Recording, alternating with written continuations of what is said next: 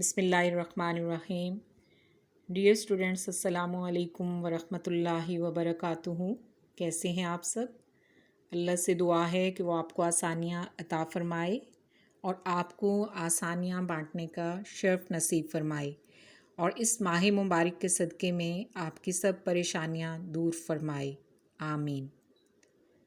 اپنے آج کے کام کا آغاز کرنے سے پہلے بات کرتے ہیں اپنے پچھلے کام کی۔ اور آپ کو یاد ہوگا کہ اپنے پچھلے لیکچر میں ہم نے سبق قرآن مجید کا سوال نمبر 2 کیا تھا، اور آپ کو اس کی لرننگ اور پریکٹس دی گئی تھی۔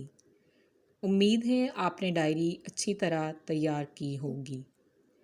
اب ہم آتے ہیں اپنے آج کے کام کی طرف۔ ہمارا آج کا کام سبق قرآن مجید کے سوال نمبر 3 پر مشتمل ہے، اور سوال نمبر 3 کیا ہے؟ فضائل قرآن بیان کریں۔ عزیز طلباء، قرآن مجید اللہ کی طرف سے نازل کردہ آخری آسمانی کتاب ہے۔ یہ وہ کتاب ہے جسے کائنات کے خالق و مالک نے اشرف الانبیاء حضرت محمد صلی اللہ علیہ وآلہ وسلم پر نازل کیا۔ یہ اللہ کی طرف سے نازل کردہ منفرد اور بے مثال کتاب ہے۔ یہ ایک نور اور ہدایت ہے۔ اس سے ایمان بڑھتا ہے اور دلوں کے زنگ اترتے ہیں۔ اس نور کے بارے میں خود اللہ تعالیٰ نے قرآن میں فرمایا، بے شک تمہارے پاس اللہ کی طرف سے نور اور روشن کتاب قرآن مجید آ چکی ہے، جس سے اللہ تعالیٰ اپنی رضا پر چلنے والوں کو نجات کے راستے دکھاتا ہے، اور اپنے حکم سے اندھیروں سے نکال کر روشنی کی طرف لے جاتا ہے، اور انہیں سیدھے راستے پر چلاتا ہے۔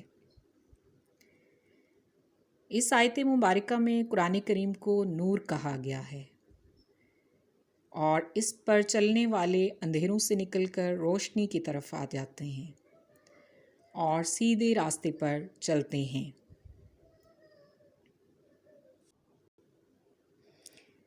آج کے لیکچر میں ہم چند فضائل قرآن پر بات کریں گے، اور جن فضائل قرآن پر ہم بات کریں گے وہ یہ ہیں: دنیا و آخرت میں کامیابی کی ضامن، شک و شبے سے پاک، کلاموں پر فضیلت، بے پناہ تاثیر کا باعث، اور باعث تسکین و رحمت۔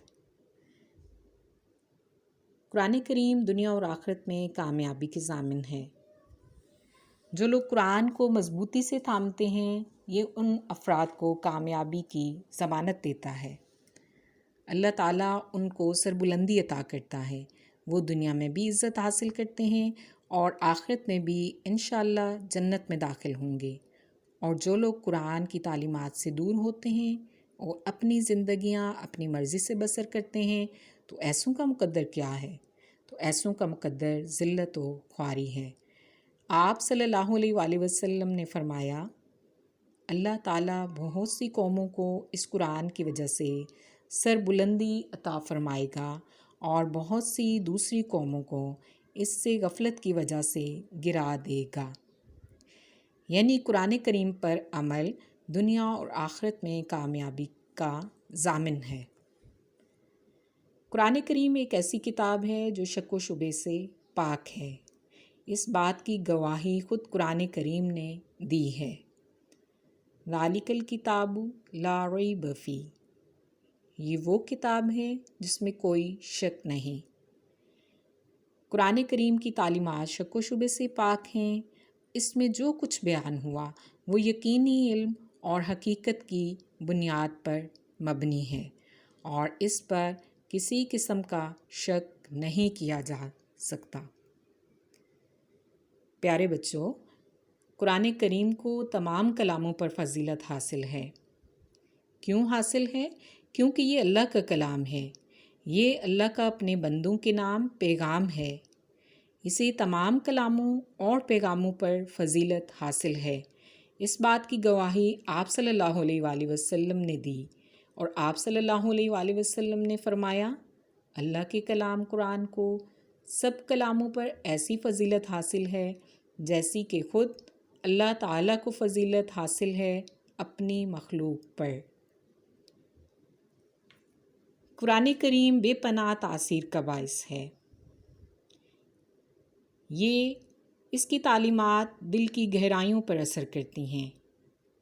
قرآن کریم میں جا بجا اس کی اثر انگیزی کا ذکر موجود ہے۔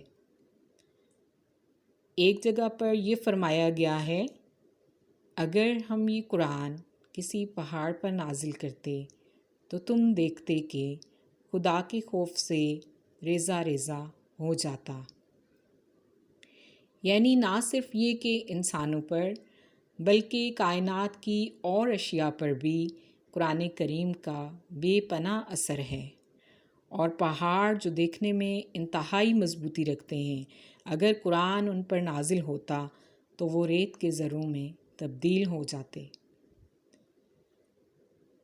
قرآن کریم کا یہ اعجاز بھی ہے کہ اس کی تلاوت سے روح کو تسکین اور دل کو اطمینان حاصل ہوتا ہے۔ یہ اپنے پڑھنے والوں کے لیے شفا اور رحمت کا باعث ہے۔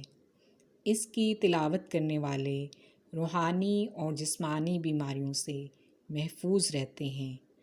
اللہ نے قرآن کریم میں خود فرمایا، اور ہم نے قرآن کو نازل کیا جو مومنین کے لیے شفا اور رحمت ہے، اور ظالموں کے لیے نہیں بڑھایا جاتا مگر خسارہ۔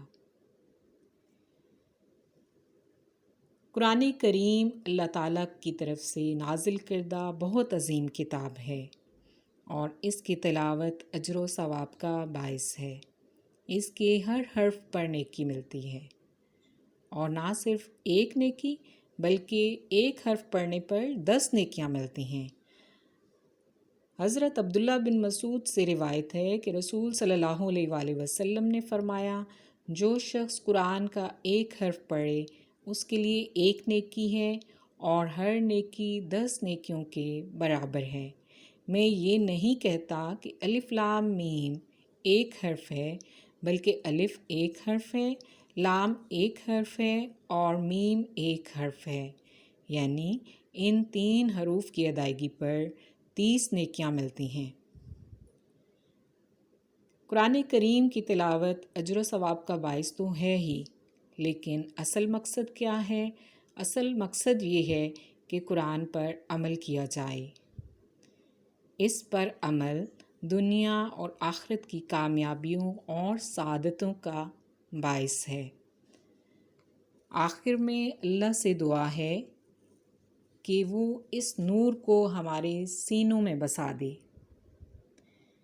اور اسے ہمارے دلوں کی فصل بہار بنائے، اس سے ہماری پریشانیوں کو دور کر دے، اور نعمتوں والی جنت کی طرف یہی قرآن ہمارا قائد ہو۔ ہمیں رات اور دن کے اکثر اوقات میں اس کی تلاوت نصیب فرمائے، اور ہم ایسی تلاوت کریں اور اس پر ایسا عمل کریں کہ اللہ پاک ہم سے ہمیشہ کے لیے راضی ہو جائے۔ ہمارا آج کا کام مکمل ہوا۔ اب آپ لوگ اپنی ڈائری نوٹ کر لیں۔ آج کی ڈائری ہے سبق قرآن مجید کا سوال نمبر 3 نوٹس سے یاد کرنا ہے، اور ارشادات کی ایک بار تحریری مشق کرنی ہے۔ آج کا لیکچر مکمل ہوا۔ اپنا بہت سا خیال رکھیے گا۔ اللہ حافظ۔